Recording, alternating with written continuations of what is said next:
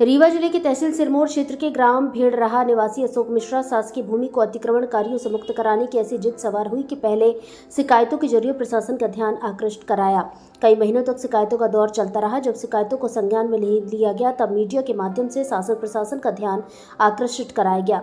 जब यहाँ भी उन्हें सफलता नहीं मिली तब उन्होंने शासन की जमीन को अतिक्रमण से मुक्त करने के लिए उच्च न्यायालय जबलपुर का दरवाजा खटखटाया और बीते दिन माननीय उच्च न्यायालय द्वारा अशोक मिश्रा की याचिका की सुनवाई करते हुए अपने आदेश में कलेक्टर रीवा को निर्देश जारी किया है कि संबंधित जमीन से अतिक्रमण हटाया जाए। इस संबंध में मीडिया से चर्चा करते हुए याचिकाकर्ता अशोक मिश्रा द्वारा बताया गया कि लगभग 12 एकड़ शासकीय भूमि अलग अलग जगह पर स्थानीय दबंगों द्वारा अतिक्रमण कर ली गई है, जो शासकीय विद्यालय और मंदिर सहित आम रास्ते की जमीन है।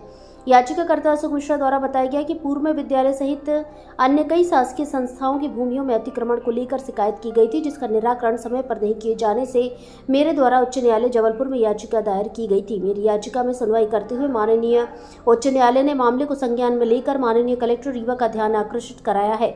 याचिकाकर्ता द्वारा शासकीय प्राथमिक विद्यालय भेड़राहा 423 एवं ग्राम पंचायत बदराव तिवरियान तहसील सिरमौर जिला रीवा की शासकीय भूमि पर बाउंड्री वॉल के अवैध निर्माण को रोके जाने, अवैध कृत्य की उचित जांच करने और उचित सीमांकन और अतिक्रमण हटाने के बाद उक्त विद्यालय की पूरी सरकारी भूमि पर बाउंड्री वॉल का निर्माण करने की मांग की गई है। शासकीय प्राथमिक विद्यालय भेड़राहा ग्राम पंचायत बडराव तिवरिया तहसील सिरमौर जिला रीवा खसरा नंबर 78/4 क्षेत्रफल 1.57 हेक्टेयर है। याचिकाकर्ता और अन्य ग्रामीणों ने संबंध में प्रतिवादी नंबर 2 शासन के अधिकारियों को कई बार ज्ञापन दिया है, लेकिन कोई ध्यान नहीं दिया गया है और इसलिए ये याचिका दायर की गई थी, क्योंकि इस याचिका में उठाई गई शिकायत सरकारी भूमि पर अवैध निर्माण और अतिक्रमण से संबंधित है। इसलिए कलेक्टर रीवा को मामले और याचिकाकर्ता के लंबित अभ्यावेदन पर गौर करने का निर्देश देते हुए माननीय उच्च न्यायालय जबलपुर ने वर्तमान याचिका का निपटारा करते हैं। निजी व्यक्तियों द्वारा किए जा रहे अवैध और अनाधिकृत निर्माण को तुरंत रोके जाने और उक्त व्यक्ति के खिलाफ कानून के अनुसार कार्रवाई किए जाने की याचिका निर्देश दिए हैं।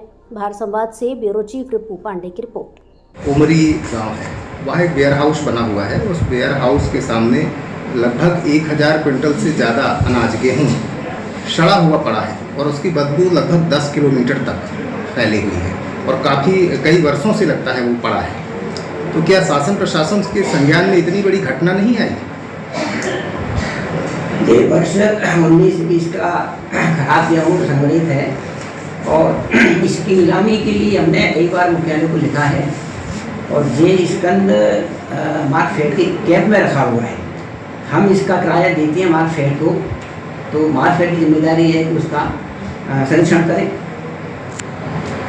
और सर, इस तरह से जब खाद्यान्न खराब हो रहे हैं, क्योंकि अनाज पर आज देश टिका हुआ है, कृषि कार्य पर सरकार इतना ज़्यादा काम कर रही है, किसान भी मेहनत करता है और इतनी भारी संख्या में अगर अनाज सड़ रहा है तो ये गलती कितनी बड़ी हो सकती है और इसके लिए किसी को दंडित अभी तक क्यों नहीं किया गया? किसी कारण से कोई खाद्यान्न खराब हो जाता है तो उसके निराकरण की प्रक्रिया है और उस प्रक्रिया में विलम्ब हो जाता है।